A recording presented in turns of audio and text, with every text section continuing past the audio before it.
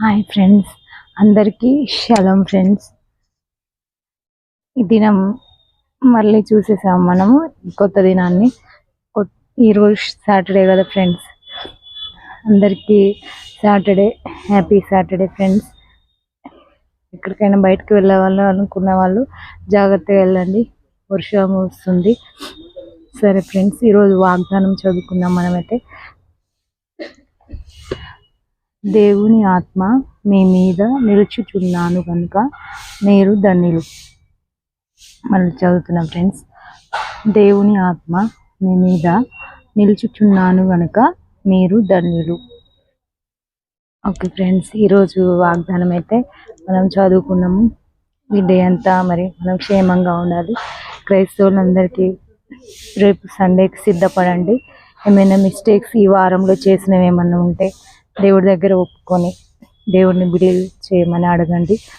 క్రైస్తవులు కొత్తగా చర్చికి తెలుసుకోవాలని, జీసస్ మీద ఇంట్రెస్ట్ ఉన్న వాళ్ళు తెలుసుకోవడానికి ట్రై చేయండి. ఈ డే అంతా మరి ఎవరికి ఇబ్బందులు రావద్దని కోరుకున్నాను. మళ్ళీ వెదర్ చేంజెస్ అవుతుంది, చూసిరా ఫ్రెండ్స్, వెదర్ చేంజ్ అవుతుంది, వర్షాలు వస్తున్నాయి కదా, కాబట్టి మనం అలర్ట్గా ఉందాం ఫ్రెండ్స్. ఇంకా అందరికీ హ్యాపీ సాటర్డే ఫ్రెండ్స్. ఈ డే అంతా మంచిగా గడవాలని మనం కోరుకుందాం ఫ్రెండ్స్.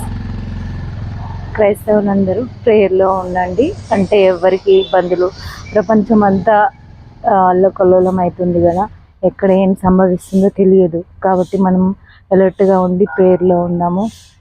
మనకు సమయం దొరికినప్పుడు మనసులో వేడుకున్నాము అంటే దేవుడికి మనం ఏం అంతగా ఏమి ఇవ్వలేము.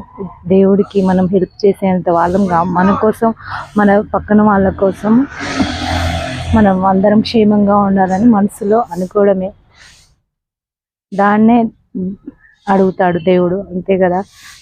సరే ఫ్రెండ్స్, అందరికీ బాయ్ అండి, షలోమ్.